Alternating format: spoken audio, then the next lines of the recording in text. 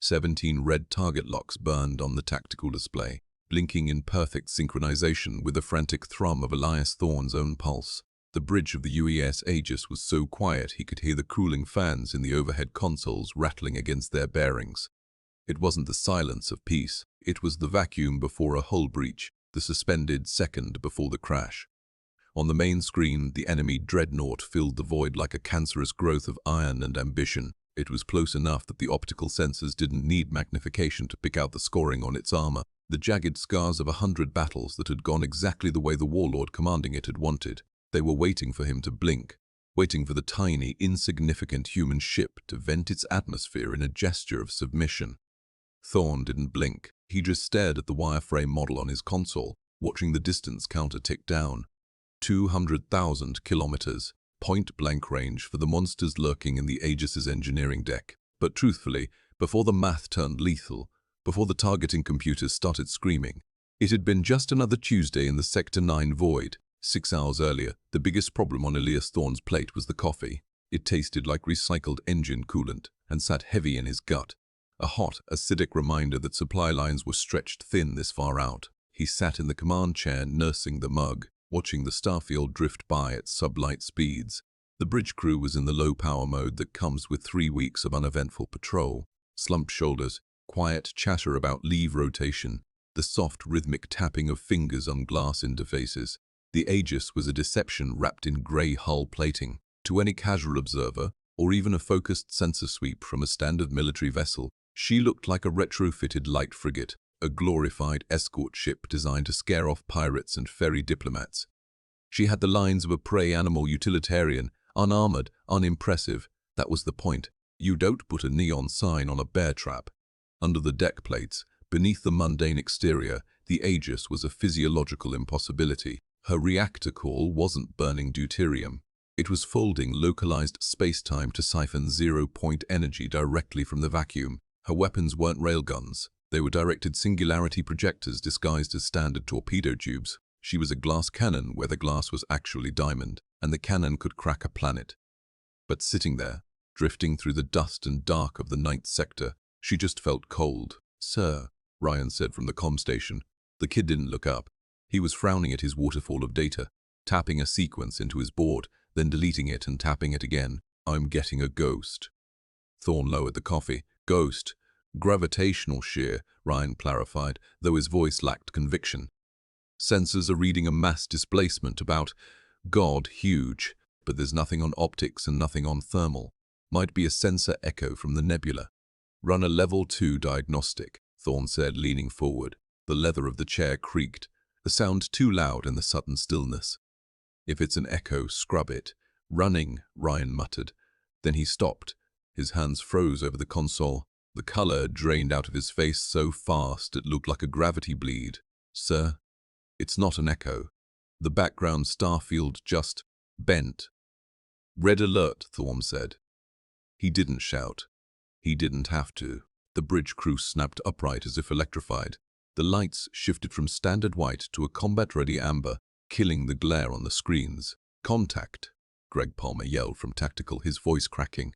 "Decloaking. Dead ahead. Range is collapsing. 2,000 clicks." Space didn't just tear open. It seemed to bruise. A swirling vortex of purple distortion erupted on the main viewer, vomiting out a shape that defied immediate comprehension. It wasn't a ship. It was a floating city of war. The vessel was easily 10 kilometers long, a jagged spearhead of dark metal covered in glowing symbols and rotating sensor arrays the size of office buildings. The Aegis, barely a kilometer long, looked like a child's toy floating next to a leviathan. "Hard to port," Thorne ordered, his hands gripping the armrests until his knuckles turned white. "Get us some distance. Shields up. Full power to forward deflectors. Do not energize weapons." "Shields coming up," Palmer reported. "Sir, I'm reading multiple weapon locks. They're lighting us up with everything they have. Plasma cannons, kinetic batteries, missile tubes. If they fire, we won't even have time to eject." The sheer scale of the threat washed over the bridge. Thorne could smell the fear, a sharp copper tang of adrenaline and sweat. Dr. Nutpra, Aris, was at the science station, her glasses reflecting the terrified data scrolling across her screen. She wasn't looking at the enemy ship. She was looking at the energy readings. Transmission coming in, Ryan said, pressing a hand to his headset. Broad spectrum, audio and video. They aren't asking, sir. Put it on screen.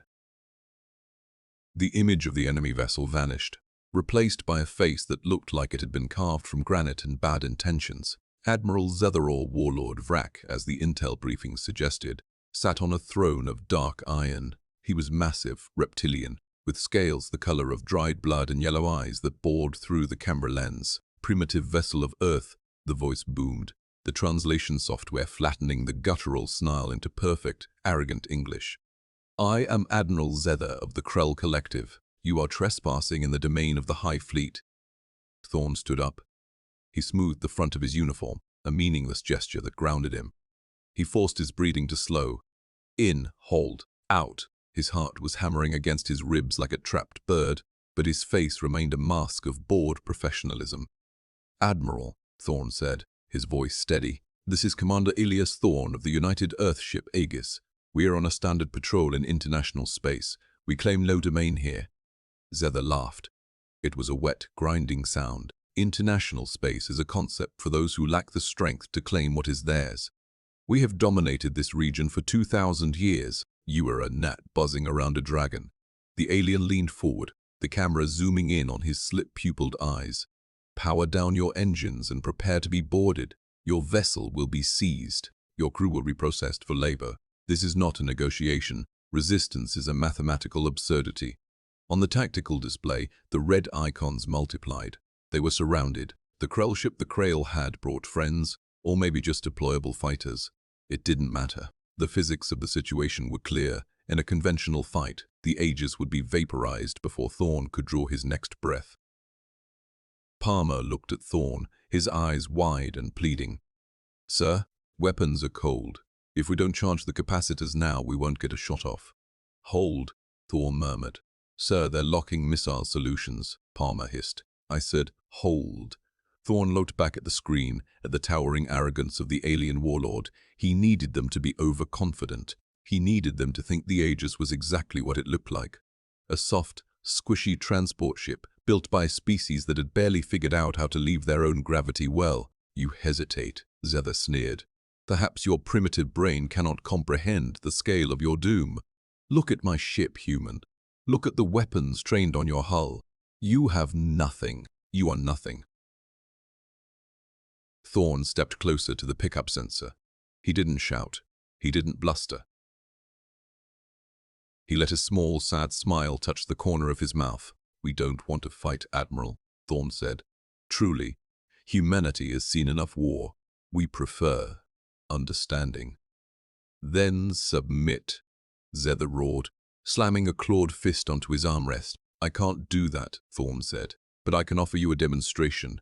You say we're nothing? Fine. Verify it. Run a full tactical scan of my ship. Deep penetration. Check our reactor output. Check our energy density. If you still think we're worth the ammo after you see what's under the hood, then we can talk about surrender. Zether paused. The confusion rippled across his alien features. He had expected begging. He had expected defiance. He hadn't expected a polite invitation to inspect the merchandise. You play games, Zether growled. Scan them. Strip their data to the core. I want to know exactly how fragile they are before we crush them. Thorn sat back down. He crossed his legs. Under the console, his hand found the grip of the manual override for the firing control, his thumb hovering over the safety. Dr. Aris, Thorn said softly, so only the bridge crew could hear. Open the baffles on the reactor. Let them see the sun. Aris didn't hesitate. Her fingers danced across the haptic interface, stripping away the software limiters that kept the Aegis looking like a benign transport. Deep in the ship's belly, the magnetic containment field shifted. The deck plates didn't just vibrate. They hummed with a frequency that rattled the teeth in Thorn's jaw. It was a physical sensation, a heavy, oppressive weight as the zero-point energy drive stopped pretending to be a combustion engine and started drinking directly from the vacuum. Masking is down, Aris reported. Her voice was flat, professional, hiding the terror of exposing their throat.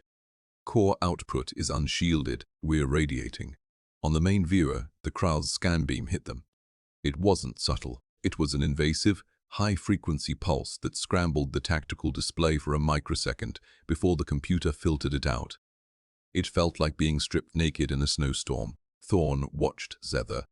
The warlord was leaning back, a cruel smirk twisting his lipless mouth, waiting for his scan master to report that the humans were flying a hollow tin can. He looked bored. He looked like a man deciding which of his trophies to polish first. Then the report hit the Krell bridge. Thorn couldn't hear the alien audio. They had muted the return feed to focus, but he saw the shift. It started with the scan officer, a spindly creature standing in the pit below Zether's throne. The alien froze.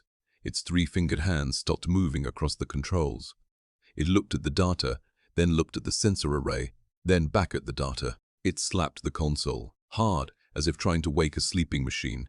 Zether barked something, a demand for answers. The scan officer turned around. Even through the grainy transmission and the species barrier, the body language was universal. It was the slump of sudden, catastrophic understanding. The creature pointed at the screen, gesturing wildly at the energy curves. Zether's smirk vanished. He leaned forward, squinting. "He sees it," Aris whispered. "He's reading the singularity output. He's realizing our idle power just spiked past his fleet's combined maximum." On the screen, Zether stood up. He didn't rise with the slow grace of a conqueror anymore. He scrambled up, his heavy tail knocking over a datapad. He loomed over his subordinate station, staring at the numbers. His yellow eyes widened until they were perfectly round discs of panic. "That's the look," Thorn said. The fear in his own chest had crystallized into a cold, hard knot of focus. He's doing the math. He's realizing he's brought a knife to a supernova. "Sir," Palmer said from tactical. His voice was tight, a bowstring pulled to the breaking point. "Their shields are fluctuating. They're rerouting power. They think we're about to detonate." "They should ding that," Thorn said. "Greg, do you have the solution?" Palmer's hands were a blur. "I have a firing solution on their primary reactor, their bridge, their drive cones, and 14 other hard points. The computer is waiting for authorization." "Don't fire," Thorn said. "Just lock on. All of them. Simultaneous acquisition." "Aye, sir."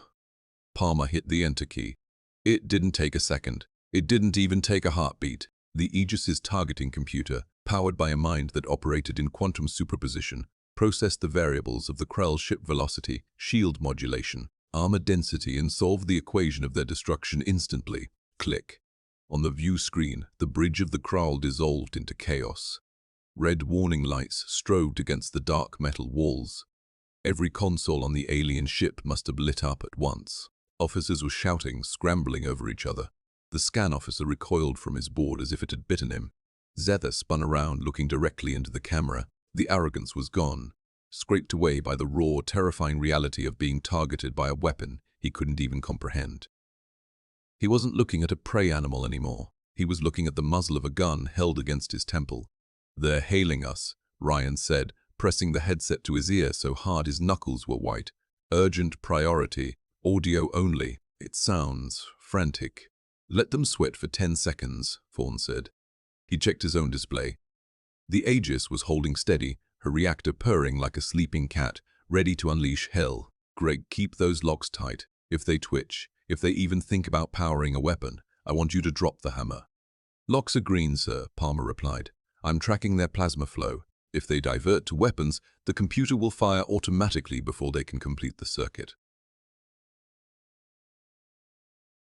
Watching an apex predator realize it wasn't at the top of the food chain, but it was necessary. "Okay," Thorn said, exhaling a breath he felt like he'd been holding since he joined the Navy. "Put him through." The audio crackled. Zether's voice was an octave higher, the clipped, harsh accent trembling. "Captain. Captain Wright." The translator struggled with the name, defaulting to the one Zether had assumed. There is a malfunction in our sensors. We are reading anomalous energy spikes." "No malfunction, Admiral," Thorn said. He kept his voice low, bored. The boredom was the weapon now. "You wanted to see what we were made of. Now you know. You are currently locked by 17 directed singularity projectors. My tactical officer tells me he can surgically remove your bridge without scratching the paint on your engine room." Hoping the transmission carried the cold steel in his eyes across the void, I'll give you one chance to power down your weapons, Admiral, or I will turn your ship into a very expensive cloud of expanding gas. Silence. Absolute and suffocating. It hung between the two ships like a physical weight, heavier than the hull plating, denser than the neutron star shielding the Aegis's reactor. For 3 seconds, nobody breathed. Thorn could hear the blood rushing in his ears, a frantic, wet thumping that sounded like a drum line marching off a cliff. He watched the tactical board, watching the energy signatures on the Crowl. If they spiked, even by a fraction of a percent, he'd have to kill 5,000 sentient beings. He didn't want to, but his thumb was already putting 2 pounds of pressure on the safety cover. Admiral, Thorn said. The word was a stone dropped into a deep well. On the screen, Zether slumped. It wasn't a surrender. It was a deflation. The massive reptilian warlord seemed to shrink inside his armor. His yellow eyes darted to his tactical officer, then to the main display where the Aegis sat, glowing with the heat of a contained sun. He looked at the math. He looked at the inevitable, and he broke. "Power down," Zether rasped. The translation software caught the tremor in his voice, the vibrating sub-bass of terror. "Disengage weapon systems. Drop shields to stand by." "Admiral, we cannot." A subordinate started to protest on the alien bridge. Zether spun on him, teeth bared. "Do it, or do you wish to boil in your own skin?" The effect was immediate. On Palmer's console, the angry red clusters of target locks turned a sickly, hesitant yellow, then faded to green. The massive plasma cannons on the Kral's hull rotated away, pointing harmlessly into the dark. The missile tubes retracted, sealing shut like eyes squeezed tight against a bright light. "Targets are cold," Palmer breathed. He sounded like he'd just run a marathon. "They're standing down, sir. All hardpoints neutral." Thorn didn't move his hand from the weapons console yet. "Keep the locks tight, Greg.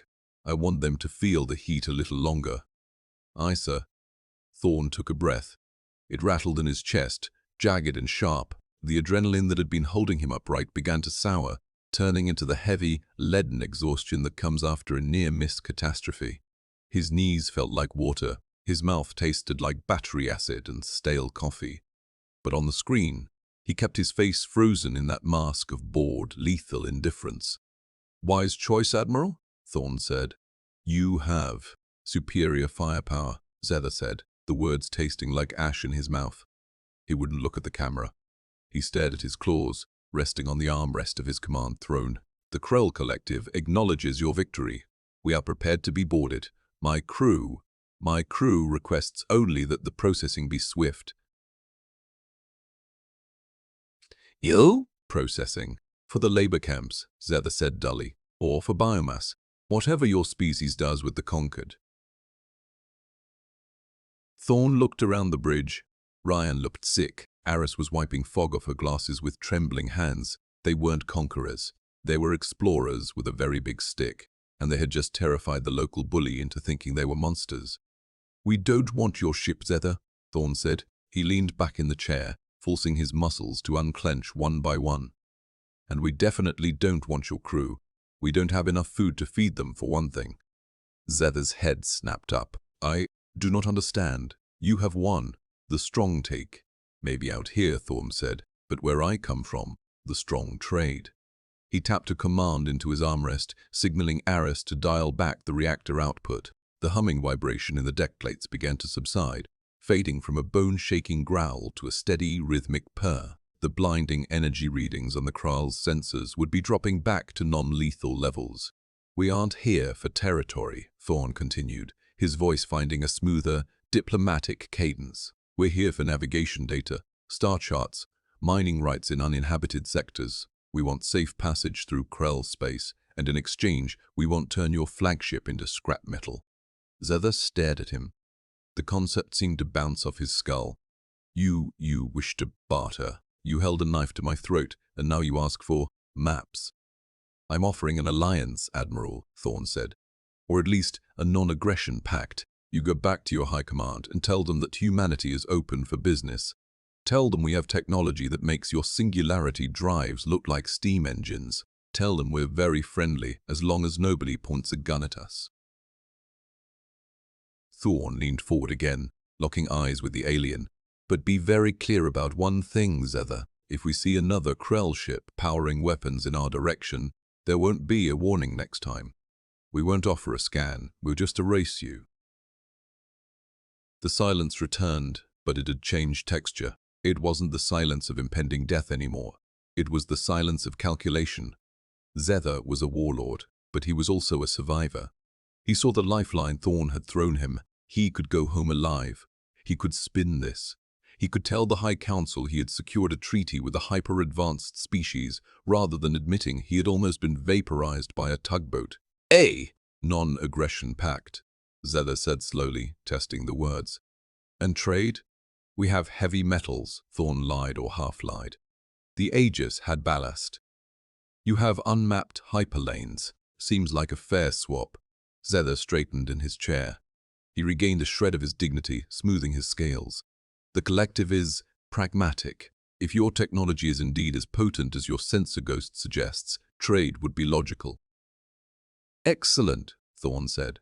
"We're transmitting a standard data packet now. First contact protocols, language keys, and a draft treaty. Read it, sign it, and then get the hell out of my sector." "Agreed," Zether said. "And Captain, yes, your engineering. It is terrifying." "I know," Thorn said. Aegis out, he cut the feed. The main screen went back to the starfield. The Creel was still bare, a dark bruise against the stars, but its running lights were switching from combat red to navigation blue. Slowly, painfully slowly, the massive dreadnought turned its bow away from the Aegis. The distortion drive engaged, twisting the light around the hull, and with a flash of purple radiation that washed over the sensors, the enemy was gone. "Clear," Palmer said. He slumped over his console, putting his head in his hands. "Contact is clear. Space is empty." Thorn let out a breath that shuddered through his entire frame. He felt lightheaded, the blood rushing back to his extremities, bringing a sharp, prickly heat with it. "Status," he croaked. "Reactor is stable," Aris said, her voice shaking. "We pushed the containment field to 98%, Elias. Another 30 seconds and we would have melted the magnetic bottles. We would have turned into a star." "But we didn't," Thorn said. "We bluffed a dreadnought," Ryan said, spinning his chair around. The kid was grinning, a manic, terrified expression. "We actually bluffed a Krell dreadnought." "We didn't bluff," Thorn corrected, unbuckling his restraints. He stood up, his legs feeling like they were made of lead and sawdust. "We just showed them the gun. We didn't have to pull the trigger." He walked to the front of the bridge, looking out at the empty void where the monster had been. The stars looked the same, cold, distant, uncaring. But the dynamic had shifted. The Aegis wasn't prey anymore. "Ryan, send a coded burst to Earth Command," Thorn said. "Tell them first contact is achieved. Tell them the neighbors are aggressive, but they respect physics." "Aye, sir." "And Greg?" "Sir." "Get me another coffee," Thorn said, rubbing the back of his neck, where the tension had knotted the muscles into wire, "and make it strong. I have a feeling the neighbors aren't the only problem out here." Greg nodded, the movement stiff, mechanical. He turned toward the galley, his boots scuffing on the deck plating, a sound that seemed too loud in the pressurized atmosphere. Thorn watched him go, then turned his gaze back to the tactical display. The green icons of the Aegis were holding steady, but the ghost of the red targets, the memory of those 17 kilocks burned behind his eyelids. The coffee, when it came, was black sludge. It burned his tongue and settled like hot lead in his stomach. But the heat was grounding. It was real. Unlike the peace they had just bought, the weeks that followed were a blur of hyper jumps and high-gain antenna bursts. The Aegis didn't go home. Earth Command, drunk on the sudden shift in the power dynamic, retasked them immediately. The logic was cold and binary. The Krell had backed down. The sector was destabilized. Someone needed to fill the vacuum before the warlords realized the human superweapon was actually a retrofitted frigate with a suicidal engine. They were sent to Cygnus 4. A civil war had been grinding the planet's crust into glass for a decade. The Northern Coalition against the Southern Alliance. Standard kinetic attrition. Thorn dropped the Aegis into low orbit. He didn't hail them. He didn't send a diplomatic envoy. He simply ordered Aris to pulse the reactor, baffles just a flicker, a momentary unmasking of the artificial sun beating in the ship's chest. The result was instantaneous. On the surface, radar screens must have whited out. Geiger counters would have screamed as the gravitational shear washed over the continents. The fighting stopped, not because of a treaty, but because every soldier on the ground looked up and felt the sky getting heavier. They froze. The fear of God, or something heavily armed that replaced him, ended the war in 20 minutes. They called it the Pax Humana. Now, a month later, Thorne stood in the observation lounge, watching the curvature of Cygnus IV turning slowly beneath them. It was a beautiful world, scarred by crater impacts and trench lines, but healing. The shuttle bays were busy. Medical teams were ferrying down. Supplies were dropping. "It's a good view, Commander." Thorne didn't turn. He knew the reflection in the glass. Dr. Aris stood by the hatch, holding a datapad against her chest like a shield. She looked tired. We all look tired, Thorne thought. The kind of tired that sleep doesn't touch. "The peace treaty was signed an hour ago," Aris said, stepping closer. "The Krell ambassador actually mediated." Zethar sent a proxy. "They were very helpful." "Helpful," Thorne repeated. The word tasted wrong. "They're terrified of us, Elias. They think we have a fleet of these ships. They think we have the capacity to crack their homeworld like an egg. Zethar is terrified that if he steps out of line, we'll blink him out of existence." Thorne took a sip of his lukewarm coffee. "That was the plan, wasn't it?" "Yes," Aris said. She hesitated. "But I ran the diagnostics on the reactor core again, from the encounter with the Krall." Thorne turned to look at her. "And?" "The containment lattice is microfractured," she said quietly.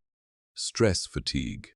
When we unmasked the singularity, we weren't 30 seconds from meltdown, Elias. We were 3. Thorne stared at her. The silence of the void seemed to leak into the room, cold and absolute.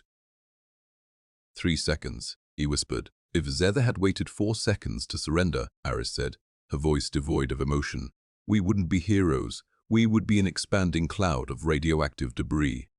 She handed him the datapad. The graphs were jagged, angry red lines spiking into the critical zone. It was the math of their survival, and it was horrifying. It proved that their strength was a lie. They weren't holding a gun. They were holding a grenade with the pin pulled, praying the other guy blinked before the spoon flew off. "We can't fix it out here," Aris continued. "We need a dry dock. We need to go home."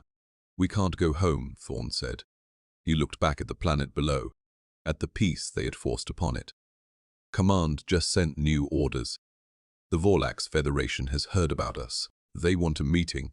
The rumors are spreading. The silent titans of Earth. Elias, the ship is broken." "The ship is a symbol," Thorne snapped. The anger flared hot and fast, surprising him. "It doesn't matter if the reactor is cracked. It doesn't matter if we're bleeding radiation into the bulkheads. The moment we leave, the moment we show weakness, the Krell come back. The war down there starts again. The Vorlax invade." He turned back to the window, staring at his own reflection. He looked older. The grey at his temples wasn't just lighting. His eyes were hard, hollowed out. He remembered Zethar's face on the screen. The fear. He had told himself it was a victory for peace. He had told himself they had leveraged superior mechanics to avoid violence. But that was the lie. The tactical reality was much uglier. They hadn't avoided violence. They had simply monopolized it. The Krell respected them because they thought humans were monsters. Monsters who harnessed black holes and pointed them at living things. And to keep the peace, this fragile, glass-jawed peace, Thorne had to keep being that monster. He had to keep his finger on the trigger of a weapon that was just as likely to kill his crew as the enemy. "We stay," Thorne said. His voice was final. "Patch the lattice. Refuto the power. Keep the mask up." "Elias," Aris pleaded softly. "We're just lucky. That's all it was, luck." "I know," Thorne said. He looked at the stars. They didn't look like destinations anymore. They looked like muzzle flashes in slow motion. He realized then that he would never truly leave this bridge. He would never go back to the way he was before he stared down a dreadnought. The galaxy didn't want explorers. It didn't want friends. It wanted something to fear, and God help him, he was good at it.